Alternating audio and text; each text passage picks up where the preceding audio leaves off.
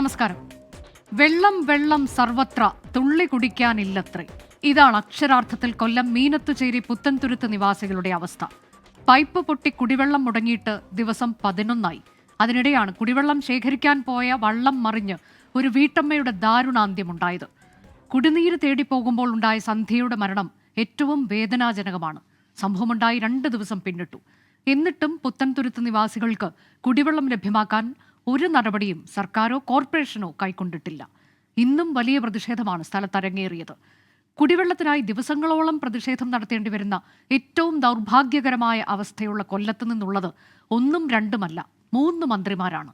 തെരഞ്ഞെടുപ്പിൽ ജയിപ്പിച്ചുവിടുന്ന ജനത്തോട് ഒരു ഉത്തരവാദിത്വവും ജനപ്രതിനിധികൾക്കില്ലേ? കുടിവെള്ളം മുട്ടിയ ജനതയോട് ഉത്തരം പറയാൻ, ഇവരുടെ പ്രശ്നത്തിന് അടിയന്തര പരിഹാരം കാണാൻ അധികൃതർ തയ്യാറാകാത്തത് എന്തുകൊണ്ടാണ്? സ്വാഗതം ന്യൂസ് ഈവനിംഗിലേക്ക്.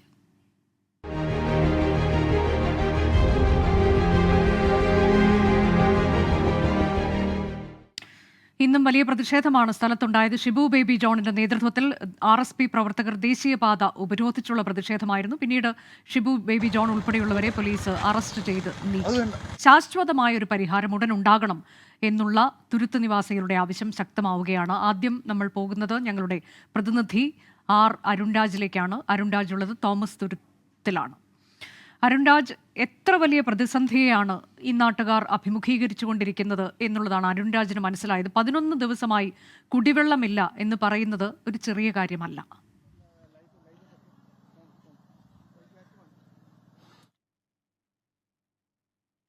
11 ദിവസമായി 9 തുരുത്തിൽ 1000-ലധികം വരുന്ന കുടുംബങ്ങൾ ഈ കുടിവെള്ളം കിട്ടാനായി അത് അവർ കേഴുകയാണ്. ഇപ്പോഴും നമുക്ക് ഈ ദൃശ്യങ്ങളിൽ കാണാം, വള്ളങ്ങളിൽ ചെറുയാനങ്ങളിലടക്കം ഈ കുടിവെള്ളം എത്തിച്ചുകൊണ്ടിരിക്കുന്ന കാഴ്ചയാണ് ഇപ്പോഴും നമുക്ക് കാണാൻ കഴിയുന്നത്. പക്ഷേ അപ്പോഴും ആവശ്യത്തിന് അവർക്ക് വെള്ളം കിട്ടുന്നുണ്ടോ എന്ന് ചോദിച്ചാൽ അതില്ല എന്നുള്ളതാണ് കൃത്യമായ മറുപടി. പലരും ഈ കുടങ്ങളായി കാത്തുനിരുന്ന വലിയ രീതിയിൽ അത് മണിക്കൂറോളം കാത്തിരുന്നിട്ടാണ് പലരും ഈ കുടിവെള്ളം ശേഖരിച്ച് മടങ്ങുന്നത്. അപ്പോഴും വീടുകളിലേക്ക് എത്തുമ്പോൾ കുടിക്കാൻ പോലും വെള്ളം ഉണ്ടാവില്ല. പാചകത്തിന് മാത്രമായിരിക്കും വെള്ളം ഉണ്ടാവുക. ഈ കണ്ണത്താ ദൂരത്തോളം ചുറ്റും കിടക്കുന്ന വെള്ളമാണ് അവർക്ക് ചുറ്റുമുള്ളത്. പക്ഷേ ഇതൊന്നും തന്നെ ഉപയോഗിക്കാൻ കഴിയില്ല. ഈ ശാസ്താംകോട്ട കായലിൽ നിന്ന് എത്തുന്ന വെള്ളമാണ് പ്രധാനമായും തുരുത്തിലേക്കും കൊല്ലം നഗരത്തിലേക്കും അടക്കം ഉപയോഗിച്ചുകൊണ്ടിരുന്നത്. ആ വെള്ളത്തിന്റെ തോത്, ആ വെള്ളം പൂർണ്ണമായും നിലച്ചതോടെ തുരുത്ത് കഴിഞ്ഞ 11 ദിവസമായി കുടിവെള്ളം കിട്ടാത്ത അവസ്ഥയിലേക്ക് മാറുകയും ആയി. എന്തായാലും ഈ ദൃശ്യങ്ങൾ കാണുന്ന പോലെ തന്നെ എല്ലാ സ്ത്രീകളും അതുപോലെ തന്നെ തുരുത്തിലെ ഓരോ വിഭാഗത്തിലുള്ളവരും അടക്കം ഇവിടേക്ക് എത്തി ഇതുമായി ബന്ധപ്പെട്ട പ്രശ്നപരിഹാരം വേണമെന്ന ആവശ്യം മുന്നോട്ട് വെക്കുകയാണ്. പക്ഷേ ഇക്കാര്യത്തിൽ എത്രത്തോളം അത് യാഥാർത്ഥ്യമാകും, എത്രത്തോളം അത് നടപ്പാകുമെന്ന ചോദ്യത്തിന് കൃത്യമായ ഉത്തരം ഇപ്പോഴുമില്ല.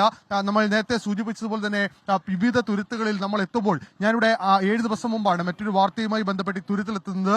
അപ്പോഴും ഈ കുടിവെള്ള പ്രശ്നം അവർ പറയുകയും നമ്മളത് അധികാരികൾക്ക് മുമ്പിലേക്ക് കൊണ്ടുവരികയും ചെയ്തതാണ്. പക്ഷേ അതിനുശേഷമാണ് ഈ തുരുത്തിൽ തന്നെ ഒരു സ്ത്രീക്ക് ജീവൻ നഷ്ടപ്പെടുന്ന സാഹചര്യമടക്കം ഉണ്ടാവുകയും ചെയ്തത്. ആ വേദനയിൽ തന്നെ നിൽക്കുമ്പോഴും കുടിക്കാൻ വെള്ളമില്ലാത്ത അവസ്ഥയും അവരെ സംബന്ധിച്ച് വളരെ വലുതാണ്. ഈ ദൃശ്യങ്ങൾ കാണാം. ഈ ഇവിടുത്തെ ഈ തുരുത്തിന്റെ കൗൺസിലർ കൂടിയാണ് ദീപുവിന്റെ നേതൃത്വത്തിൽ കഴിഞ്ഞ 11 ദിവസമായി ഈ തുരുത്തിലേക്ക് വെള്ളം എത്തിക്കാനുള്ള ശ്രമം നടക്കുന്നു. പക്ഷേ ആ ശ്രമം നടക്കുമ്പോഴും അത് പൂർണ്ണ തോതിൽ ഉണ്ടോ എന്ന് ചോദിച്ചാൽ ഇല്ല എന്നുള്ളതാണ് യാഥാർത്ഥ്യം. ഇപ്പോൾ ഓരോ തുരുത്തിലേക്കും വാട്ടർ അതോറിറ്റിയുടെയും അതുപോലെ തന്നെ കോർപ്പറേഷനും അത് നിശ്ചിത അളവിൽ കുടിവെള്ളം കുടിവെള്ളം എത്തിച്ചുകൊണ്ടിരിക്കുന്നത് എത്ര നാൾ ഇത് തുടരുമെന്നുള്ളതാണ്. ഇതിൽ എന്തെങ്കിലും ഒരു ഇടപെടൽ, ഇത്ര വലിയ പ്രതിഷേധമുണ്ടായിട്ടും ഒരു മരണമുണ്ടായിട്ടും ഒരു ഇടപെടൽ ഉണ്ടായോ അരുൺരാജ്?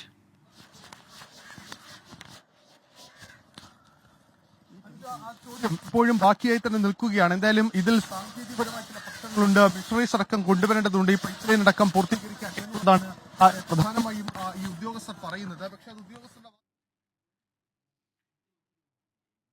അതാണിപ്പോൾ ഈ കാണുന്ന കാഴ്ചകൾ, അത് തത്സമയ കാഴ്ചകളാണ്. തുരുത്ത് നിവാസികൾ, പുത്തൻ തുരുത്ത് നിവാസികൾ അനുഭവിക്കുന്ന പ്രശ്നം എത്ര വലുതാണ്. അവർക്ക് വെള്ളമില്ല, കുടിവെള്ളമില്ല, മറ്റ് പ്രാഥമിക കാര്യങ്ങൾ ചെയ്യാൻ, ഭക്ഷണം പാകം ചെയ്യാൻ, കുളിക്കാൻ, ഇതിനൊന്നിനും അവർക്ക് വെള്ളമില്ല. ആ വെള്ളം കൊണ്ടുവരികയാണ്. എത്ര വെള്ളം കിട്ടിയാലും നമുക്ക് മതിയാകില്ല. അപ്പോഴാണ് ഇത്തരം ടാങ്കുകളിലൊക്കെ ശേഖരിച്ചുകൊണ്ട്, അത് 1-2 ദിവസമല്ല, നിലവിൽ ഈ അവസ്ഥ 11 ദിവസമായി, തുടർച്ചയായി 11 ദിവസം എന്നുള്ളതാണ്. അരുൺരാജ്, തുടരൂ. അനുജ, ഞാൻ നേരത്തെ സൂചിപ്പിച്ച പോലെ ഉദ്യോഗസ്ഥർക്കും കൃത്യമായ ഉത്തരമില്ല. അവർക്ക് പറയുന്നത് ഇക്കാര്യത്തിൽ ഹൈ ക്വാളിറ്റിയുള്ള മെഷീനറീസ് അതിപ്പോൾ തങ്ങളുടെ പക്കലില്ല. ഇതുമായി ബന്ധപ്പെട്ട ശ്രമങ്ങൾ വളരെ വേഗത്തിൽ അത് 24 മണിക്കൂറിനുള്ളിൽ ഈ പ്രശ്നത്തിന് പരിഹാരം ഉണ്ടാകും എന്നുള്ളതാണ്. അത് ഇന്ന് തെരുവിലേക്കടക്കം സമരം മാറുന്ന കാഴ്ച നമ്മൾ കണ്ടതാണ്. ഈ സമരങ്ങളുടെ പശ്ചാത്തലത്തിൽ മാധ്യമങ്ങൾ ഈ വാർത്ത വലിയ തോതിൽ ഏറ്റെടുത്ത സാഹചര്യത്തിലാണ് ഇതുമായി ബന്ധപ്പെട്ട് അടിയന്തരമായ ഇടപെടൽ ഉണ്ടാകണമെന്ന നിർദ്ദേശം ഇപ്പോൾ സംസ്ഥാന സർക്കാരിന്റെ ഭാഗത്തു നിന്നടക്കം ഉണ്ടായത്. ഇതിന് പിന്നാലെ ഈ വിഷയത്തിൽ വേഗത്തിലുള്ള പണി പൂർത്തീകരിക്കാനുള്ള നടപടികൾ ഉണ്ടാകുന്നു എന്ന ശുഭപ്രതീക്ഷ കൂടി വരുന്നുണ്ട്. പക്ഷേ അത് എത്രത്തോളം യാഥാർത്ഥ്യമാകും, എപ്പോഴേക്ക് യാഥാർത്ഥ്യമാകുമെന്ന ചോദ്യം ഇപ്പോഴും ബാക്കിയാണ്. ഇതിന് കൃത്യമായ ഉത്തരം പറയാൻ ബാക്കി നിൽക്കുകയാണ്. കൃത്യമായ ഉത്തരമില്ല എന്ന് പറയുന്നു. അത് കഷ്ടമാണ്, അങ്ങേയറ്റം കഷ്ടമാണ്. ഈ വിഷയത്തിൽ കൊല്ലം മേയർ പ്രസന്ന ഏണസ്റ്റ് ഞങ്ങളോട് പ്രതികരിച്ചിരുന്നു. ആ പ്രതികരണത്തിലേക്ക് ഒന്ന് പോയി വരാം. കുടിവെള്ള പ്രശ്നം ഒരു രാഷ്ട്രീയ പ്രശ്നമായി എടുക്കേണ്ടതില്ല. അതിനെ സംബന്ധിച്ച് ഞാനിപ്പോൾ പറയുന്നില്ല. പക്ഷേ വളരെ സങ്കടകരമായൊരു കാഴ്ചയാണ് ഇന്നലെ ഞാൻ മരണ വീട്ടിൽ പോയിരുന്നു. അതുമായി ബന്ധപ്പെട്ട് എനിക്ക് സൂചിപ്പിക്കാനുള്ളത്, ഡിസംബർ മാസം 15-ാം തീയതിയാണ് നമ്മുടെ ശാസ്താംകോട്ടയിൽ നിന്നുള്ള കൊല്ലം പട്ടണത്തിലേക്ക് എത്തേണ്ട വലിയ പൈപ്പ് ലൈൻ വന്നിട്ടുള്ള പാലം തകർന്നത്. ആ പാലം തകർന്നതിന് ശേഷം ഉടനെ തന്നെ അടിയന്തരമായിട്ട് ഇവിടുന്ന് mayor, deputy mayor, standing committee ചെയർമാൻമാരും കോർപ്പറേഷൻ സെക്രട്ടറി അടക്കം ഞങ്ങൾ സ്ഥലം സന്ദർശിക്കുകയും അതിനോടൊപ്പം തന്നെ ഇതേ നമ്മുടെ ചവറയിൽ MLA അടക്കം അവിടെ വരികയും വേണ്ടുന്ന നിർദ്ദേശങ്ങൾ നൽകുകയും അവിടെ വെച്ച് തന്നെ നമ്മൾ ബഹുമാനപ്പെട്ട വാട്ടർ റിസോഴ്സ് മിനിസ്റ്ററുമായി ഫോണിൽ സംസാരിക്കുകയും ഉടനെ തന്നെ യുദ്ധകാല അടിസ്ഥാനത്തിലാണ് അവിടെ പ്രവർത്തനങ്ങൾ നടത്തി വരുന്നത്. ഉദ്യോഗസ്ഥരുടെ ഭാഗത്ത് വീഴ്ച ഉണ്ടായെന്ന് നമുക്ക് പറയാൻ സാധിക്കത്തില്ല. ഞാൻ പറഞ്ഞില്ല, യുദ്ധകാല അടിസ്ഥാനത്തിൽ കൈയും മെയ്യും മറന്നുകൊണ്ടുള്ള പ്രവർത്തനമാണ്, ഒരുമിച്ച് കൈകോർത്തുള്ള പ്രവർത്തനമാണ് നടത്തിക്കൊണ്ടിരിക്കുന്നത്. ഇപ്പം നമുക്കറിയാം, വലിയ വലിയ മെഷീനറി വേണമായിരുന്നു. ആ മെഷീനറി അടക്കം വളരെ പെട്ടെന്നാണ് നമ്മൾ എത്തിച്ചത്. വലിയ ക്രെയിൻ വേണമായിരുന്നു, ഡ്രഡ്ജർ വേണമായിരുന്നു, ഇതിനാവശ്യമായ പൈപ്പ്, ഇതെല്ലാം നമ്മൾ ഒരു പ്രൊസീജിയർ നോക്കിയിട്ടില്ല. അതാണ് ഞങ്ങൾ യുദ്ധകാല അടിസ്ഥാനത്തിൽ ഒരു ഇച്ഛാശക്തിയോടുകൂടി നമ്മുടെ സംസ്ഥാന ഗവൺമെന്റിന്റെ ഭാഗത്തു നിന്നുണ്ടായ സഹായം, അതുപോലെ ഉദ്യോഗസ്ഥര് കൈയും മെയ്യും മറന്നു നിന്ന് തന്നെയാണ് ആ പ്രവർത്തനം ഏറ്റെടുത്തത്. ന്യൂസ് ഈവനിംഗിൽ ഇന്ന് ഈ വിഷയത്തിൽ പ്രതികരിക്കാൻ അതിഥികളായി എത്തുന്നവർ Chavara MLA doctor Sujith Vijayan Pillai, Meenathucheri councillor Shri Deepu Gangadharan എന്നിവരാണ്. ആദ്യം ഞാൻ പോകുന്നത് MLAയിലേക്കാണ്. ഡോക്ടർ സുജിത് വിജയൻപിള്ള. ഡോക്ടർ സുജിത്, താങ്കൾ ചവറ MLA ആണ്. ചവറ പാലത്തിലെ പൈപ്പ് പൊട്ടി ശാസ്താംകോട്ടയിൽ നിന്ന് കൊല്ലത്തേക്ക് വെള്ളം എത്തിക്കുന്ന ശുദ്ധജല പൈപ്പ്, ഈ ചവറ പാലത്തിന്റെ അവസ്ഥയൊക്കെ വലിയ ശോചനീയമാണ് എന്നൊക്കെ വാർത്തകളിൽ കണ്ടിരുന്നു. അത് അപകടാവസ്ഥയിലാണ് എന്നൊക്കെ വാട്ടർ അതോറിറ്റി നേരത്തെ തന്നെ മുന്നറിയിപ്പ് നൽകിയിരുന്നതാണ്. പക്ഷേ അതിലൊന്നും ഒരു നടപടിയും ഉണ്ടായില്ല. ഇപ്പോൾ ഏറ്റവും ഒടുവിലായി ഈ പാലത്തിൽ ഈ ഒരു പൈപ്പ് ലൈൻ പൊട്ടി എന്നുള്ളതാണ് വലിയ പ്രതിസന്ധിയായി മാറിയത്. മേയർ പറയുന്നത് യുദ്ധകാലാടിസ്ഥാനത്തിൽ തന്നെ നടപടി സ്വീകരിക്കുന്നുണ്ട് എന്നാണ്. 11 ദിവസം പിന്നിട്ടിരിക്കുന്നു. തുടർച്ചയായി 11 ദിവസം വെള്ളമില്ലാതിരിക്കുക, ഇത്ര യാതന അനുഭവിച്ചുകൊണ്ട് വെള്ളം ശേഖരിക്കാൻ പോവുക എന്നൊക്കെ പറയുന്നത് എത്ര കഷ്ടമാണ് എന്നത് പറഞ്ഞറിയിക്കേണ്ടതില്ലല്ലോ. അതിനിടയിലാണ് ഒരു മരണമുണ്ടായത്. ആ മരണമുണ്ടായിട്ടും 2 ദിവസം കഴിഞ്ഞിരിക്കുന്നു. അതേ അവസ്ഥയിൽ തുടരുകയാണ്. താങ്കൾക്ക് എന്താണ് ഈ വിഷയത്തിൽ മനസ്സിലായത്? ഇതിന് പരിഹാരമില്ലാതെ ഇങ്ങനെ പോകുന്നത് ന്യായമല്ലല്ലോ. ഡോക്ടർ സുജിത് വിജയൻപിള്ള. ആദ്യമായി ആ മരണത്തില് നാടിനോടൊപ്പം എല്ലാവരും ഉണ്ട്, കുടുംബത്തിനോടൊപ്പം ഉണ്ട്. വലിയ വിഷമം ഉണ്ടാക്കിയ ഒരു സംഭവം തന്നെയാണ്. അനുശോചനങ്ങൾ രേഖപ്പെടുത്തുന്നു. അതിനോടൊപ്പം തന്നെ ഈ വിഷയം ഉണ്ടാകുന്നത്, ചവറപ്പാലത്തില് ഈ പൈപ്പ് പൊട്ടുന്നത് എന്ന് പറയുന്നത് ഡിസംബർ 15-ാം തീയതി രാവിലെ 6 മണിക്ക് 6-6:15 ഇടയ്ക്കാണ്. എന്നോട് നാട്ടുകാർ വിളിച്ച് പറയുമ്പോഴാണ് പെട്ടെന്ന് അറിയുന്നത്. ഞാൻ അവിടെ 7:15 എത്തുന്നു. 7:15 എത്തുമ്പോൾ അതേ സമയത്ത് തന്നെ നമ്മുടെ സൂപ്രണ്ടിംഗ് എഞ്ചിനീയർ, വാട്ടർ അതോറിറ്റിയുടെ സൂപ്രണ്ടിംഗ് എഞ്ചിനീയർ SC അടക്കം, AXC ശാസ്താംകോട്ടയിലെ AXC വർഗീസ് അടക്കം, അവർ രണ്ടുപേരും ഞാൻ വന്നൊരു 10 മിനിറ്റിനകം അവിടെ എത്തിയിട്ടുണ്ട്. അന്ന് തുടങ്ങിയ വർക്കുകളാണ്. അന്ന് CE ബന്ധപ്പെട്ടുകൊണ്ട്, അന്ന് മുഖ്യമന്ത്രി വാട്ടർ ഇറിഗേഷൻ മിനിസ്റ്ററെ ബന്ധപ്പെട്ടു. അന്ന് തുടങ്ങിയ കോർഡിനേഷനാണ്. ഏതാണ്ട് 24 hours തുടർച്ചയായിട്ടുള്ള പ്രവർത്തനങ്ങളാണ്. നമ്മൾ മനസ്സിലാക്കേണ്ടത്, ഈ പൈപ്പ് ചവറപ്പാലത്തിനോട് ചേർന്നുകൊണ്ട് വാട്ടർ അതോറിറ്റിയുടെ ഒരു സെപ്പറേറ്റ് ഒരു പാലത്തിലൂടെ കടന്നു പോകുമ്പോൾ ഇത് മാറ്റാൻ വേണ്ടിയിട്ട് നമ്മുടെ നാഷണൽ ഹൈവേയുടെ വർക്കിന്റെ ഭാഗമായിട്ട് 2021 എസ്റ്റിമേറ്റ് കൊടുക്കുകയും നാഷണൽ ഹൈവേയുടെ വർക്കിന്റെ ഭാഗമായിട്ട് ഈ മുഴുവൻ പൈപ്പുകളും മാറ്റപ്പെടേണ്ടതുമാണ്. അപ്പൊ അതിന്റെ പ്രവർത്തികൾ നമ്മുടെ കൊല്ലം ബൈപ്പാസിന്റെ അടുത്ത് തുടങ്ങി വരുന്നു. ഇതിന്റെ ഭാഗമായിട്ട് 2025 ഒറിജിനൽ എസ്റ്റിമേറ്റ് അനുസരിച്ചിട്ടാണെങ്കിൽ 2025 മെയ്യിലാകുമ്പോഴത്തേക്ക് നാഷണൽ ഹൈവേയുടെ വർക്കിന്റെ ഭാഗമായിട്ട് തന്നെ ഈ പൈപ്പ് മാറ്റപ്പെടേണ്ടതായിരുന്നു. അപ്പൊ അങ്ങനെ ഇരിക്കുകയാണ് ആകസ്മികമായിട്ട് ഇങ്ങനെ തകർന്നു പോവുകയുണ്ടായത്. അപ്പൊ ഉടനെ തന്നെ എന്ത് ചെയ്യാൻ പറ്റും, അതാണ് ബന്ധപ്പെട്ടവരെല്ലാം ശ്രദ്ധിച്ചത്. ഇവിടെ 2 പ്രതിസന്ധികൾ ഉണ്ടായിരുന്നു. ഒന്ന്, ഈ ചവറ കനാലിലൂടെയുള്ള വെള്ളത്തിന്റെ ശക്തമായ ഒഴുക്ക് അവിടേക്കാണ് ഈ വലിയ ഭാരത്തിലുള്ള ഇത്ര ടണ്ണേജ് ഉള്ള വലിയ പാലവും ഇരുമ്പിന്റെ ഗേഡറും അതുപോലെ തന്നെ ഈ പറഞ്ഞ പൈപ്പ് നല്ല വെയിറ്റ് ഉള്ളതാണ്, ഇതെല്ലാം കൂടെ വീണ് കിടക്കുന്നത്. ആദ്യം അത് അവിടുന്ന് മാറ്റുക, അതിന് പകരമായിട്ട് ഒരു HP പൈപ്പ് ലൈൻ സ്ഥാപിക്കുക. അതിനോടൊപ്പം ഈ കനാല് നാഷണൽ വാട്ടർ വേസിന്റെ അധീനതയിലുള്ള അവരുടെ നെസസറി പെർമിഷൻസ് വാങ്ങിച്ചുകൊണ്ട് വേണം നമുക്ക് ഇത് അടിത്തടിയിലൂടെ ഇടാൻ വേണ്ടി. കാരണം നാഷണൽ വാട്ടർവേയുടെ ബോട്ടുകളെല്ലാം പ്രസിഡന്റ് ട്രോഫി വള്ളംകളിക്ക് പോകുന്ന വള്ളങ്ങളും ബോട്ടുകളും എല്ലാം പോകുന്ന ഒരു അവസരം തന്നെയായിരുന്നു ആ അവസരങ്ങളിൽ. ഇതെല്ലാം യുദ്ധകാലാടിസ്ഥാനത്തിൽ ഫോണിലൂടെ തന്നെ നമ്മൾ സൺഡേ അത് വാങ്ങിക്കുകയും അതിനോടൊപ്പം തന്നെ വർക്കുകൾ അന്ന് തന്നെ സ്റ്റാർട്ട് ചെയ്യുകയാണ് ഉണ്ടായത്. പിന്നീട് ഓരോ ദിവസങ്ങളും പുതിയ പുതിയ വെല്ലുവിളികളായിരുന്നു നേരിട്ടത്. ഇതിന്റെ മുഴുവൻ സമയവും ഞാൻ അതിന്റെ കൂടെ തന്നെ ഉണ്ടായിരുന്നു. നമ്മൾ ആദ്യം ശ്രദ്ധിച്ചത് 3 കോൺട്രാക്ടേഴ്സിനെ ഇടപെടുത്തിയത്. കനാലിന്റെ 2 സൈഡിലും 2 സെപ്പറേറ്റ് കോൺട്രാക്ടേഴ്സും മെയിൻ വർക്ക് ചെയ്യാനും ടെമ്പററി പൈപ്പ് ലൈൻ ഇടാനും വേറൊരു കോൺട്രാക്ടറും. ഈ ടെമ്പററി പൈപ്പ് ലൈൻ നമ്മൾ നീണ്ടകര പഞ്ചായത്തിലും അതുപോലെ കൊല്ലം കോർപ്പറേഷനിലേക്കും വെള്ളം എത്തിക്കുവാൻ വേണ്ടിയിട്ട് PVCയുടെ ടെമ്പററി പൈപ്പ് ലൈൻ നമ്മൾ 48 hours ആയപ്പോഴത്തേക്ക് തന്നെ ഇടുകയും അതിനു മുമ്പ് തന്നെ നമ്മൾ വെള്ളം ഡിസ്ട്രിബ്യൂഷൻ നീണ്ടകര പഞ്ചായത്തിൽ തുടങ്ങി. നീണ്ടകര പഞ്ചായത്തും ഇതേപോലെയുള്ള ഒരു ടെറൈൻ തന്നെയാണ്. അവിടെ കുടിവെള്ളത്തിന് വേറെ ഒരു സോഴ്സും ഇല്ല, പൈപ്പ് ലൈൻ മാത്രമേ ഉള്ളൂ. നമ്മൾ വാട്ടർ ടാങ്കർ വഴി കൊടുത്തുകൊണ്ടേയിരുന്നു. പക്ഷേ 48 മണിക്കൂർ കഴിയുമ്പോൾ നമുക്ക് പൈപ്പിലൂടെ തന്നെ പുനഃസ്ഥാപിക്കുവാൻ സാധിച്ചു. ശക്തികുളങ്ങര ഈ മേഖലയിൽ, ഈ പറഞ്ഞ തുരുത്ത് മേഖലയിലും കുറച്ച് ഭാഗങ്ങളിലൊക്കെ വെള്ളം വരുന്നുണ്ടായിരുന്നു. ഈ പുത്തൻ തുരുത്ത് പോലുള്ള ഭാഗങ്ങളിലെല്ലാം 40ഓളം വീടുകളിൽ ചെറിയ ഫോഴ്സിലാണെങ്കിലും വെള്ളം വരുന്നുണ്ട്. കാരണം അത് ഗ്രാവിറ്റി അനുസരിച്ചിട്ടുള്ള ഫോഴ്സ് ആണ് വരുന്നത്. ശാസ്താംകോട്ട ടാങ്കിന്റെ ഗ്രാവിറ്റി നമുക്ക് പമ്പ് ചെയ്യാൻ പറ്റത്തില്ല. കാരണം ടെമ്പററി മെക്കാനിസത്തിൽ കൊടുക്കുന്നതിനാൽ പമ്പ് ചെയ്യുമ്പോഴുള്ള പ്രഷറിൽ ഈ PVC പൈപ്പിലൂടെ ഉള്ള വെള്ളം അത് ഹോൾഡ് ചെയ്യത്തില്ല, അത് പൊട്ടാൻ ബ്ലാസ്റ്റ് ചെയ്യാൻ സാധ്യതയുണ്ട്. അതുകൊണ്ട് ആ നാച്ചുറൽ പ്രഷറിനനുസരിച്ചിട്ട് ആ ഗ്രാവിറ്റി പ്രഷറിനനുസരിച്ചിട്ടുള്ള വെള്ളം പക്ഷെ നീണ്ടകര പഞ്ചായത്തിൽ ഓൾമോസ്റ്റ് എല്ലായിടത്തും തന്നെ ലഭിക്കുന്നുണ്ട്. പക്ഷേ കോർപ്പറേഷൻ മേഖലയിൽ കുറെ ഭാഗങ്ങളിൽ പ്രശ്നം ഉണ്ടായിരുന്നു. പ്രത്യേകിച്ചും 3ാം ഡിവിഷനിൽ വലിയ പ്രശ്നം ഉണ്ടായിരുന്നു. ബഹുമാനപ്പെട്ട അവിടുത്തെ കൗൺസിലർ നിരന്തരം ബന്ധപ്പെടുകയുണ്ടായി. അപ്പൊ നമ്മൾ വാട്ടർ ടാങ്ക് വഴി തന്നെ ഈ പറഞ്ഞ ബന്ധപ്പെട്ട മേഖലയിൽ കൗൺസിലർ പറഞ്ഞപ്പോൾ നമ്മൾ വാട്ടർ ടാങ്ക് ട്രിവാൻഡ്രം കോർപ്പറേഷനിൽ നിന്ന് എടുപ്പിച്ചിട്ടുണ്ട്. അതുപോലെ വാട്ടർ അതോറിറ്റിയുടെ തന്നെ ട്രിവാൻഡ്രത്ത് നിന്ന് വാട്ടർ ടാങ്ക് വന്നിട്ടുണ്ട്. ഞാൻ എന്റെ പേഴ്സണൽ കപ്പാസിറ്റിയിൽ കൊണ്ടുപോയി. എനിക്ക് തോന്നുന്നു താങ്കൾ പറഞ്ഞു വരുന്നത് ഇത് അത്ര എളുപ്പം പരിഹരിക്കാവുന്ന ഒന്നല്ല എന്നാണോ? കാരണം ആദ്യ ദിവസം അതായത് ഇന്ന് രാത്രിയോടുകൂടി, ഇന്ന് 24 ഇന്ന് രാത്രിയോടുകൂടി തന്നെ നമ്മൾ ഇതിന്റെ ഫൈനൽ വർക്കും തീർക്കും. ആ ഒരു രീതിയിലേക്കാണ് പ്രോഗ്രസ് ചെയ്യുന്നത്. നമുക്ക് ഒരുപാട് ഡിഫിക്കൽട്ടീസ് ഉണ്ട്. ഇപ്പം ഞാൻ പറഞ്ഞല്ലോ, ഇന്നലെ തന്നെ ഇന്നിപ്പോ എന്റെ കൺമുന്നിൽ വെച്ച് തന്നെ ഒരാൾക്ക് ആക്സിഡന്റ് പറ്റി. ഒരു ഹെവി ഏതാണ്ട് 1 ടണ്ണേജ് വരുന്ന, നമുക്ക് ഇതിനകത്ത് കുഴിച്ചു ചെല്ലുമ്പം പഴയ പൈപ്പ് ലൈൻ ആണ് പൊങ്ങി വരുന്നത്. അതെല്ലാം ക്ലിയർ ചെയ്യാതെ നമുക്കിത് സെറ്റ് ചെയ്യാൻ പറ്റുന്നില്ല. അങ്ങനെ ഒരു വാൽവ്, ഒരു 1 ടണ്ണേജ് ഉള്ള ഒരു ഹെവി വാൽവ് ലിഫ്റ്റ് ചെയ്യുന്ന അവസരത്തിൽ ഇത് നമ്മൾ ക്രെയിൻ വെച്ചാൽ ലിഫ്റ്റ് ചെയ്യുന്നത്. ഹാങ് ചെയ്ത ഒരാളുടെ ചെസ്റ്റിന് നേരെ വരുമായിരുന്നു. അപ്പം ലക്കിലി അയാൾ കൈകൊണ്ട് തടഞ്ഞപ്പോൾ അവിടെ സ്റ്റോപ്പായി. അതല്ലെങ്കിൽ അയാൾ ക്രഷ് ചെയ്ത് എന്തെങ്കിലും അപകടം സാധിക്കാമായിരുന്നു. ഇതിലിപ്പോൾ ഇന്ന് ഈ ഷിബു ബേബി ജോൺ ഈ പ്രതിഷേധം നടത്തിക്കൊണ്ട് സംസാരിക്കുമ്പോൾ പറഞ്ഞ ഒരു പ്രധാനപ്പെട്ട കാര്യം, ചവറ പാലം അപകടാവസ്ഥയിലാണോ എന്നത്. എത്രയോ വർഷങ്ങൾക്ക് മുൻപ് തന്നെ അങ്ങനെയൊക്കെയുള്ള കാര്യങ്ങൾ അത് ജല അതോറിറ്റി സർക്കാരിനെ അറിയിച്ചതാണ് എന്നുള്ളതാണ്. അതുകൊണ്ട് തന്നെ അത് ശ്രദ്ധ വേണ്ടതാണ്. പാലം ഉദ്ദേശിക്കുന്നത് നമ്മുടെ യാത്രാ പാലമാണോ അതോ ഫുട് ഓവർ ബ്രിഡ്ജ് ആണോ അതോ ഈ എന്നാ അറിയത്തില്ല. എങ്കിലും ഈ പാലം ഞാൻ പറഞ്ഞല്ലോ, ഈ നാഷണൽ ഹൈവേയുടെ നിർമ്മാണ പ്രവർത്തനവുമായി ബന്ധപ്പെട്ട് അവിടുന്ന് ഷിഫ്റ്റ് ചെയ്ത് നമ്മൾ പൈപ്പ് മാറ്റാൻ ഉദ്ദേശിച്ചിരുന്നതാണ്. ഇനിയിപ്പോ ചവറ പാലത്തിന്റെ കാര്യമാണെന്നുണ്ടെങ്കിൽ നാഷണൽ ഹൈവേയുടെ ബന്ധപ്പെട്ട വർക്കുമായി ബന്ധപ്പെട്ട് ഞാൻ തന്നെ നിയമസഭയിൽ സബ്മിഷൻ ഉന്നയിച്ചാണ്. പാലത്തിന്റെ വീതി നാഷണൽ ഹൈവേ സ്റ്റാൻഡേർഡ്സിൽ ഇല്ല, അത് മാറ്റണം എന്ന് പറഞ്ഞപ്പം അഡീഷണൽ ആയിട്ട് ഒരു പാലം നാഷണൽ ഹൈവേ പിന്നീട് പ്രപ്പോസ് ചെയ്യുകയുണ്ടായി. പിന്നീട് അതും ക്യാൻസൽ ചെയ്തിട്ട് നിലവിലുള്ള പാലം പൊളിച്ചുകൊണ്ട് പുതിയ പാലം നിർമ്മിക്കുവാനുള്ള തീരുമാനം എടുക്കുകയുണ്ടായി.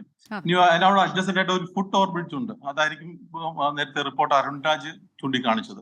താങ്കളിലേക്ക് എത്താം. നമുക്കൊപ്പം ഇപ്പോൾ അതിഥികളായി മീനത്തുചേരി കൗൺസിലർ ദീപു ഗംഗാധരൻ, ഒപ്പം തന്നെ സെയിന്റ് തോമസ് തുരുത്തിലെ സോന തോമസ് എന്നിവർ കൂടി ചേരുന്നുണ്ട്. ദീപുവിലേക്കാണ് ഞാൻ ആദ്യം പോകുന്നത്. ദീപു ഉൾപ്പെടെയുള്ളവർ വെള്ളം എത്തിക്കുന്നത്, അതിൻ്റെയൊക്കെ ദൃശ്യങ്ങളാണ് നമ്മൾ അല്പസമയം മുൻപ് കണ്ടത്. താങ്കൾ കൗൺസിലറാണ്. ഇതൊക്കെ ഈ 11 ദിവസമായി ഇത് തുടർച്ചയായി നിങ്ങൾ നേരിട്ടുകൊണ്ടിരിക്കുകയാണ്. ഇത് 11 ദിവസമായി മാത്രം നിങ്ങൾ നേരിടുന്ന ഒരു പ്രശ്നമാണോ ദീപു?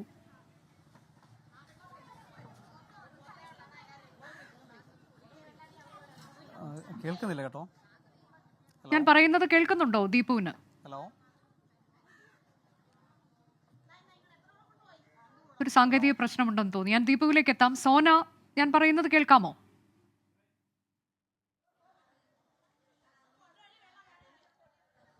യെസ് പറയാം, പറഞ്ഞോ മാഡം.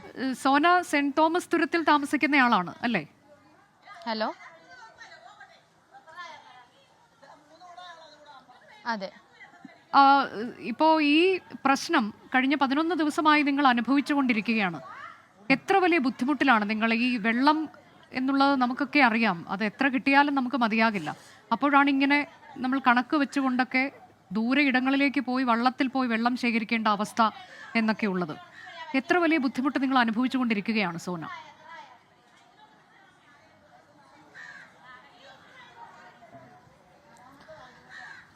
ഈ കഴിഞ്ഞ 11 ദിവസമായിട്ട് ഈ തുരുത്ത് മേഖലകളിൽ ഞങ്ങൾ വെള്ളമില്ലാതെ വളരെ ദുരന്തം അനുഭവിക്കുകയാണ്.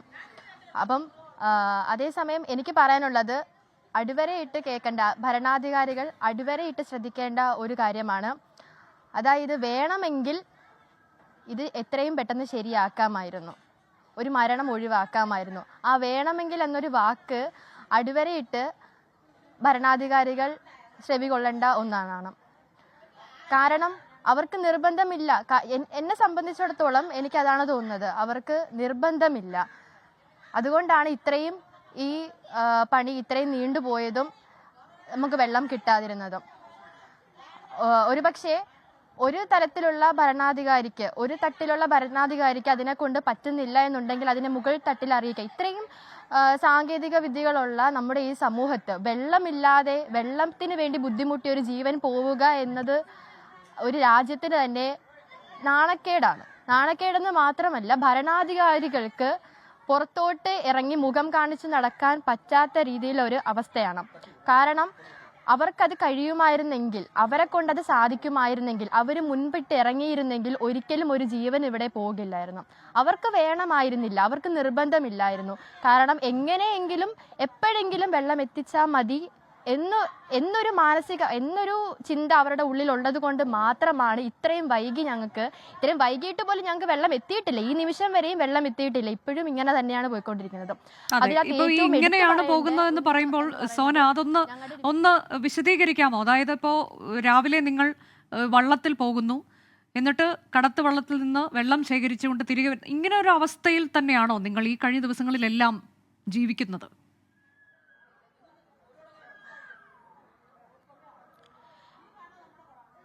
ഞങ്ങൾക്ക് അതാ ഞാൻ പറയാൻ വന്നത്, ഞങ്ങളുടെ കൗൺസിലർ, 3ാം ഡിവിഷനിൽ ഞങ്ങളുടെ കൗൺസിലർ ദീപു ചേട്ടൻ, ഞങ്ങൾ വെള്ളം എന്ന് വരും എന്ന് വിളിച്ച് അന്വേഷിച്ചുകൊണ്ടിരുന്നു. പക്ഷെ ഇതുവരെ ഒരു ഭരണാധികാരിയും ഞങ്ങളുടെ പല ആവശ്യങ്ങൾക്കും എന്താ മുമ്പോട്ട് നടക്കുന്നതെന്ന് പറയുന്നതല്ലാതെ നേരിട്ട് ഇറങ്ങി വന്നിട്ടില്ല. പക്ഷേ ഞങ്ങളുടെ councillor, big salute for him, because ആ കൗൺസിലർ ഞങ്ങൾ വെള്ളം എന്ന് വരും എന്ന് അന്വേഷിച്ചുകൊണ്ടിരുന്ന സമയത്ത് ആള് സ്വന്തമായിട്ട് ഇറങ്ങി വള്ളത്തെ ആള് വെച്ച് സ്വന്തമായിട്ട് ഇറങ്ങി പ്ലാന്റിൽ നിന്നും ശേഖരിച്ച് രാത്രി 7 മണിക്ക്, ഞാൻ കോളേജിൽ പോയിട്ട് വന്ന് ഞാൻ വെള്ളം എടുത്തിട്ടുണ്ട്. കാരണം ചേട്ടൻ 7 മണിക്കും 8 മണിക്കും ഉൾപ്പെടെ വള്ളത്തിൽ വെള്ളം കൊണ്ടുവന്ന് വെച്ചിട്ടുണ്ട്. ഒരിക്കലും നമ്മൾ പ്രതീക്ഷിച്ചില്ല അങ്ങനെ ഒരു വരവ്. നമ്മൾ എന്ന് വരും എന്ന് അന്വേഷിച്ചുകൊണ്ടിരിക്കുന്നതല്ലാതെ ചേട്ടൻ ഒരിക്കലും വെള്ളം കൊണ്ടുവന്ന് ഇവിടെ എത്തിക്കുമെന്ന് ഈ നിമിഷം വരെയും ചേട്ടൻ കൊണ്ടുവന്ന വെള്ളം ഞങ്ങളുടെ വീട്ടുകാരും മറ്റുള്ള ആൾക്കാരും കോരിക്കൊണ്ടിരിക്കുകയാണ്. ഞാൻ സോനയിലേക്ക് എത്താം. ദീപു, ഏറ്റവും മാതൃകാപരമായ, അഭിനന്ദിക്കേണ്ടുന്ന ഒരു പ്രവൃത്തിയാണ് ദീപുവിന്റെ ഭാഗത്തു നിന്നുണ്ടായത്. ഞങ്ങൾ ആ ദൃശ്യങ്ങളൊക്കെ നേരത്തെ കണ്ടിരുന്നു, ദീപു വെള്ളം എത്തിക്കാൻ എടുക്കുന്ന യത്നമൊക്കെ. ഇത് ഈ പ്രശ്നത്തിൽ ഇപ്പോൾ നമ്മളോട് ചവറ MLA അദ്ദേഹം തത്സമയം നമുക്കൊപ്പം ഇവിടെ ഇരിക്കുന്നുണ്ട്. അദ്ദേഹം പറഞ്ഞത് ആ പ്രശ്നമുണ്ടായ അന്ന് മുതൽ ഒരു ഇടപെടലുണ്ടായി. ഇത് വലിയ വെല്ലുവിളി നിറഞ്ഞൊരു പ്രവൃത്തിയാണ് എന്നാണ് പറയുന്നത്. കാരണം പഴയ പൈപ്പുകളൊക്കെയാണ് കുഴിച്ചു പോകുമ്പോൾ അതെല്ലാം പൊങ്ങി വരുന്നു. അപ്പോൾ ഇങ്ങനെ ഓരോ ദിവസവും ഓരോ വെല്ലുവിളി നേരിട്ടുകൊണ്ടിരിക്കുകയാണ്. ഇത് പരിഹരിക്കാൻ ശ്രമിക്കുമ്പോൾ അത് അത്ര എളുപ്പമുള്ളൊരു കാര്യമല്ല, ഒരു വലിയ ടാസ്ക്കാണ് എന്നാണ് പറയുന്നത്. ദീപു,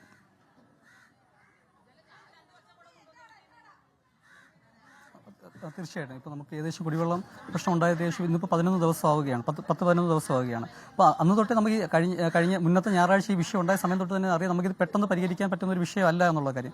ബന്ധപ്പെട്ട അധികാരികളിൽ നിന്ന് ആ സമയത്ത് നമുക്ക് മനസ്സിലാക്കാൻ കഴിയുന്നത് 78 മണിക്കൂറിനുള്ളിൽ ഈ പ്രശ്നം പരിഹരിക്കുമെന്ന് പറയുമ്പോൾ പോലും ഒരു കൗൺസിലർ എന്ന നിലയിൽ ഈ വിഷയം ഉണ്ടായ സമയത്ത് ഞാൻ അവിടെ പോയി ആ സ്ഥലം സന്ദർശിക്കുകയുണ്ടായി. അപ്പോൾ അതിൽ നിന്ന് തന്നെ നമുക്ക് മനസ്സിലായി പെട്ടെന്ന് ഇത് പരിഹരിക്കാൻ പറ്റുന്ന ഒരു വിഷയമല്ല എന്നുള്ള കാര്യം. അതിന് കാലതാമസം എടുക്കും, ചിലപ്പോൾ ഒരാഴ്ച അല്ലെങ്കിൽ 10 ദിവസത്തിൽ കൂടുതൽ എടുക്കുമെന്നുള്ള കാര്യം നമുക്കറിയാമായിരുന്നു. അപ്പോൾ അന്ന് തന്നെ തിങ്കളാഴ്ച തന്നെ ഞാനൊരു പോസ്റ്റ് ഇട്ടതിൽ നിന്ന് അന്ന് ഞാൻ അവരോട് പറഞ്ഞതെന്ന് വെച്ച് കഴിഞ്ഞാൽ, അല്ല, ജനങ്ങളോട് പറഞ്ഞത് ഇത് പെട്ടെന്ന് നമുക്ക് പരിഹരിക്കാൻ കഴിയുന്ന ഒരു വിഷയമല്ല, അത് ഏറ്റവും കുറഞ്ഞത് 7 ദിവസമെങ്കിലും ഇത് എടുക്കും എന്നുള്ള രീതിയിൽ തന്നെയാണ്. പക്ഷേ അത് അതിൻ്റെ വഴിക്ക് നടക്കാം. പക്ഷേ എൻ്റെ പ്രശ്നം അതല്ല.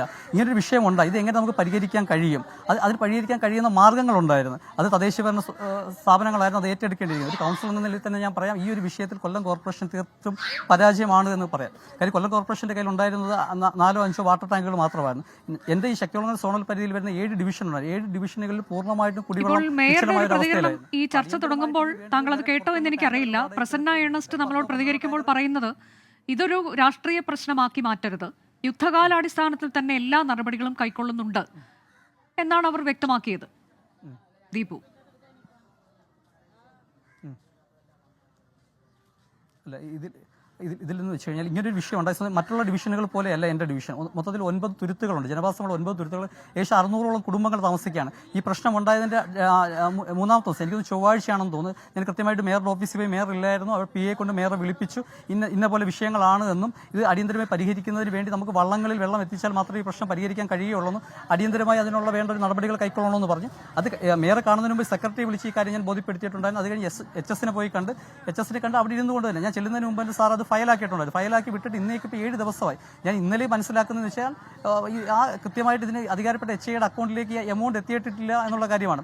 പക്ഷേ ഇന്നലെയാണെങ്കിൽ ആ HI എന്നോട് വിളിച്ച് പറഞ്ഞ് എമൗണ്ട് ഇതുവരെ എത്തിയിട്ടില്ല എന്ന് പറഞ്ഞ് 5,000 റുപ്പീസിൻ്റെ അക്കൗണ്ടിലോട്ട് ഇന്നലെയാണ് സാർ ഇട്ട് തരുന്നത്. എന്നിട്ടുള്ള അടിയന്തര വിഷയങ്ങളാണ് എന്നുണ്ടെങ്കിൽ ദീപു കൗൺസിലർ ഇത് ബാക്കി എന്താണെന്ന് വെച്ചാൽ നമുക്ക് ചെയ്യാമെന്ന് പറഞ്ഞു. പക്ഷേ അതിന് മുന്നേ തന്നെ ഞാൻ എന്ന് വെച്ചാൽ നമ്മളുടെ ഡിവിഷനിൽ തന്നെയുള്ള എഡ്വിൻ എന്ന് പറഞ്ഞൊരു വ്യക്തിയുടെ വള്ളവും ടാങ്കുകൾ ഉൾപ്പെടെ അയാൾ സൗജന്യമായി തന്നു.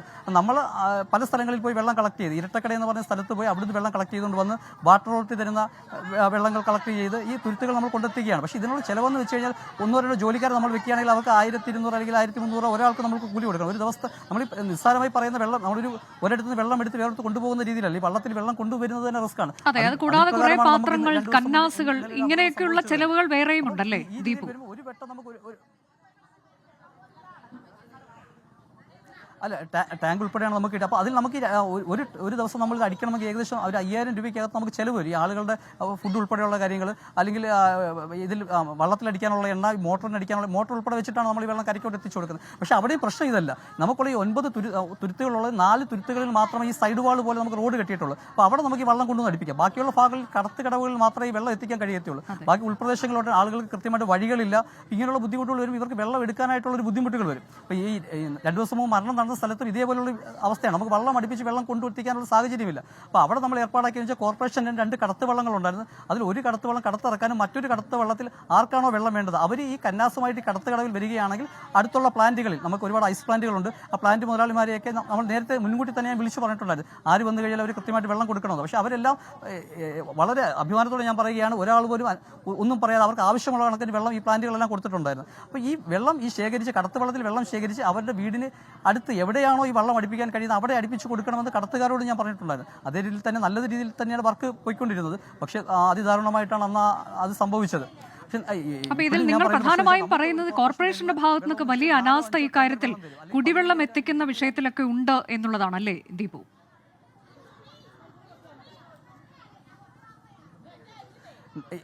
ഇപ്പം എൻ്റെ ഒരു ഡിവിഷൻ പറയുകയാണെങ്കിൽ മൊത്തത്തിൽ 2,000-ഓളം വീടുകളുണ്ട്. അതിൽ 1,800ഓളം വീടുകൾ കരയിലും തുരുത്തിലുമായിട്ടുണ്ട്. നമ്മൾക്കൊരു 25,000, 30,000, 50,000 ലിറ്റർ വെള്ളം കിട്ടിക്കഴിഞ്ഞാൽ ഈ 1,800 വീടുകൾ നമുക്കിത് എങ്ങനെ എത്തിക്കാൻ കഴിയും? ഒരു ദിവസം എന്ന് വെച്ചാൽ 1-2 കൃത്യമായിട്ട് ഈ പ്രദേശങ്ങളിൽ വീടുകൾ വെള്ളം എത്തിക്കണമെങ്കിൽ ഏറ്റവും കുറഞ്ഞത് 80,000 അല്ലെങ്കിൽ 1,00,000 ലിറ്റർ വെള്ളം ഉണ്ടെങ്കിൽ മാത്രമേ ഈ പ്രദേശങ്ങളിൽ 1-2 കൃത്യമായിട്ട് നമുക്ക് വെള്ളം എത്തിക്കാം. ഒരു വീട്ടിൽ കൊണ്ടുവന്ന് 100 ലിറ്റർ വെള്ളം കൊടുത്തിട്ട് നമുക്ക് ഈ പ്രശ്നം തീർക്കത്തില്ലല്ലോ. 200, 250, 300 ലിറ്റർ വെള്ളം ഒരു വീട്ടിൽ നമുക്ക് കൊടുക്കണ്ടായോ? എന്നാൽ മാത്രമേ അവരുടെ വേറുള്ള ആവശ്യങ്ങൾക്ക് കഴിയുന്നു. ഈ തീരദേശ മേഖല കൂടി ആയതുകൊണ്ട് പക്ഷേ നിലവിൽ എനിക്ക് തോന്നുന്നു കോർപ്പറേഷൻ അനുവദിച്ചത് 15,000 ലിറ്റർ മാത്രമാണ്. ഞാനിത് വായിച്ചറിഞ്ഞതാണ്, ശരിയാണോ എന്ന് എനിക്കറിയില്ല. അതായത് ഒരു കുടുംബത്തിന് 10 ലിറ്റർ മാത്രം എന്നുള്ളത്.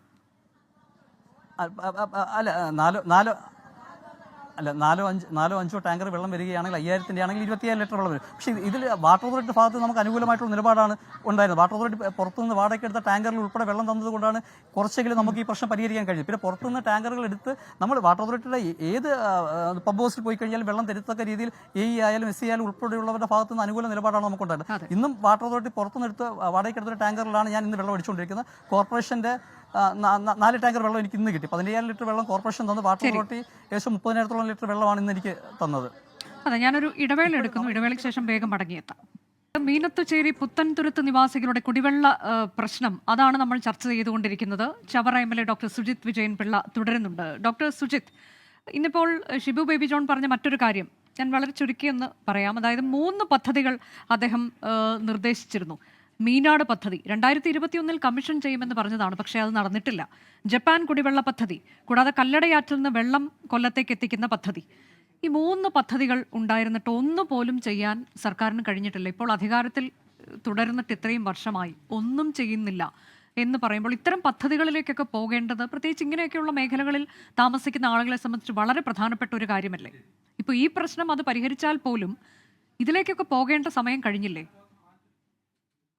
ഞാൻ ആദ്യം ഈ പ്രശ്നത്തിന്റെ പൂർത്തീകരിച്ചില്ലായിരുന്നു. ഞാൻ പറഞ്ഞു വന്നത് നേരത്തെ പറഞ്ഞ പാലം, 3ാമത്തെ പാലം എന്ന് പറഞ്ഞാൽ ഒരു ഫുഡ് ഓവർബ്രിഡ്ജ് ആണ്, ചവറ ഫുഡ് ഓവർബ്രിഡ്ജ്. അത് ഈ പറഞ്ഞ 2021 മുതൽ അത് ഈ കരാറെടുത്ത കമ്പനി അത് റീബിൽഡ് ചെയ്യും എന്ന് വിചാരിച്ചിട്ട് അത് നമ്മൾ ചെയ്യാത്തതുകൊണ്ട് നമ്മൾ തന്നെ സ്വന്തം കാശ് എടുത്തിട്ടാണ് അത് അന്ന് മെയിൻ്റനൻസ് ചെയ്തത്. അതുകൂടാതെ ഇപ്പോഴും ആ മെയിൻ്റനൻസ് അവർ ചെയ്യേണ്ടതാണ്. ഞാൻ കളക്ടർക്കും നാഷണൽ ഹൈവേയുടെ പ്രോജക്ട് ഡയറക്ടർക്കും കത്ത് കൊടുത്തിട്ടിരിക്കുകയാണ്. ഉടനെ തന്നെ അത് ചെയ്യിക്കുവാനോ അല്ലെങ്കിൽ അത് ഡീകമ്മീഷൻ ചെയ്യാനുള്ള ഒരു പ്രവൃത്തിയുമായിട്ട് മുന്നോട്ട് പോവുകയാണ്. പിന്നീട് ഈ ഫസ്റ്റ് ഡേ മുതൽ ശരിക്കും 4 പേര് ചവറ കായലിൽ ഒഴുക്കിൽപ്പെട്ട് പോകേണ്ട ഈ പണിയെടുത്തുകൊണ്ടിരുന്നവർ രാത്രിയിൽ ഒരു 10:30-11 മണി. അന്ന് നീണ്ടകരയിലെ മുൻ പ്രസിഡന്റ് ഇപ്പോഴത്തെ പ്രസിഡന്റും എല്ലാം ചേർന്ന് കുറച്ചുകൂടെ എക്സ്പേർട്ട് ആയിട്ടുള്ള നീന്തൽക്കാരെ കൊണ്ടുവന്നിട്ടാണ് നമ്മൾ ആ പ്രവൃത്തി ചെയ്തുകൊണ്ടിരിക്കുന്നത്. മെനഞ്ഞാന്ന് പ്രവൃത്തി ചെയ്തുകൊണ്ടിരുന്നത് 7 ദിവസമായിട്ട് പ്രവൃത്തി ചെയ്തുകൊണ്ട് ആലുവയിൽ നിന്ന് വന്നൊരു സ്വദേശിയായിട്ടുള്ള ഒരു കോൺട്രാക്ടർ, അദ്ദേഹത്തിന് അറ്റാക്ക് വന്നിട്ട് ഇപ്പോഴും മെഡിസിറ്റി ഹോസ്പിറ്റൽ ഇന്ന് രാവിലെയാണ് അദ്ദേഹം ഇത് തരണം ചെയ്തത്. ഇവരെല്ലാം ശരിക്കും പറഞ്ഞാൽ അക്ഷരാർത്ഥത്തിൽ ഇവരെല്ലാം ഡേ ആൻഡ് നൈറ്റ് വർക്ക് ചെയ്തുകൊണ്ടിരിക്കുക കഴിഞ്ഞ 8 ദിവസം. അതെ, അത് വലിയ വെല്ലുവിളി നിറഞ്ഞതാണോ എന്ന് നമുക്ക് മനസ്സിലാകുന്നുണ്ട്. ഞാൻ ചോദിച്ചതൊന്ന് ചുരുക്കി, നമ്മുടെ സമയം അവസാനിക്കുന്നതുകൊണ്ടാണ്. രണ്ടാമത്തെ ചോദ്യത്തിലേക്ക് വരാം. നമ്മുടെ ഗവൺമെന്റ് ഉദ്ദേശിക്കുന്നത് കൊല്ലം കോർപ്പറേഷനിലേക്ക് മാത്രമാണെങ്കിൽ നമുക്ക് ഇപ്പോൾ ഈ ഒരു കാലഘട്ടത്തിൽ തന്നെ ഒരു 50 MLD വെള്ളം വേണം. നമുക്ക് ശാസ്താംകോട്ടയിൽ നിന്ന് 15 MLD കിട്ടുന്നുള്ളൂ. അപ്പൊ ഒരു 100 MLD കിട്ടുന്ന രീതിയിൽ ഞാൻകടവ് പദ്ധതി പൂർത്തീകരിച്ച് അതിന്റെ പൈപ്പിങ്ങും ഏകദേശം കംപ്ലീറ്റ് ആയി. ഒരു 1.5 കിലോമീറ്ററിന്റെ ദൈർഘ്യത്തില്, അതായത് നമ്മുടെ കുണ്ടറ മണ്ഡലത്തിലെ ഇടമ്പള്ളൂർ മുതൽ ഒരു 1.5 കിലോമീറ്റർ നാഷണൽ ഹൈവേ കൂടെ പൈപ്പിംഗ് പൂർത്തിയാക്കേണ്ട ഉള്ള സമയത്തിലാണ് നമ്മുടെ നാഷണൽ ഹൈവേയുടെ RO മാറി വന്നത്. പുതിയ RO വന്നപ്പോൾ അത് സാങ്ഷൻ തരാതിരിക്കുകയാണ്. നിരവധി തവണ MP-മാരും അവിടുത്തെ MLA-മാരും കളക്ടറും എല്ലാം ചേർന്നുണ്ട്. ഏതായാലും ഇതിൽ പിഴവുകൾ ആരുടെ ഭാഗത്ത് എന്നൊക്കെയുള്ള നമ്മൾ ഇത് ഇത്രയും വലിയ കഷ്ടപ്പാട് ജനങ്ങൾ അനുഭവിക്കുന്ന സമയത്ത് നമ്മൾ ഇതാരാണ് ഇതിന് ഉത്തരവാദി എന്നൊക്കെയുള്ളതിലേക്ക് വളരെ വിശദമായി തന്നെ പോകേണ്ടുന്നതാണ് എന്നതാണ്. ഏതായാലും ഈ ചർച്ച നടക്കുന്ന സമയത്ത് നമ്മൾക്കിപ്പോൾ കോർപ്പറേഷൻ മേയർ ഒരു ഉറപ്പ് നൽകുന്നത് ഞങ്ങൾ ഈ പ്രദേശവാസികളെ അറിയിക്കുകയാണ്. കുടിവെള്ള വിതരണം ഇന്ന് തന്നെ പഴയതുപോലെയാകും എന്നാണ് 24-നോട് പ്രസന്ന ഏണസ്റ്റ് പറഞ്ഞിട്ടുള്ളത്. വാട്ടർ അതോറിറ്റി ഇക്കാര്യത്തിൽ ഉറപ്പ് നൽകിയിട്ടുണ്ട് എന്നതാണ് മേയർ പറയുന്നത്. മേയർ പറഞ്ഞതുകൂടി ഒന്ന് കാണാം. എനിക്ക് തോന്നുന്നത് ഇന്ന് ഏതാണ്ട് വൈകുന്നേരമാകുമ്പോൾ എല്ലാ സ്ഥലത്തും ജലം എത്തുമെന്നുള്ള വലിയ പ്രതീക്ഷയിലാണ്. ആ പ്രവർത്തനമാണ് ഒരു മനസ്സോടുകൂടി കൊല്ലം കോർപ്പറേഷനും അതുപോലെ നമ്മുടെ KWയുടെ ഉദ്യോഗസ്ഥരും സംസ്ഥാന ഗവൺമെന്റ് ഭാഗത്തു നിന്നെല്ലാം ഞങ്ങൾക്ക് സഹായം ലഭിച്ചിട്ടുള്ളത്. അതാണ് ഇന്ന് തന്നെ ഈ പ്രശ്നത്തിന് പരിഹാരം ഉണ്ടാകും എന്നാണ് മേയർ നൽകുന്ന ഉറപ്പ്. നമുക്ക് കാത്തിരിക്കാം അങ്ങനെ ഒരു പരിഹാരം ഇന്ന് തന്നെ ഉണ്ടാകട്ടെ. വളരെ നന്ദി ന്യൂസ് ഈവനിങ്ങിൽ പങ്കെടുത്ത എല്ലാ അതിഥികൾക്കും. ഇന്നിതുവരെയുമായി സുഹൈൽ മുഹമ്മദും സോന ജെറിയും. നമസ്കാരം.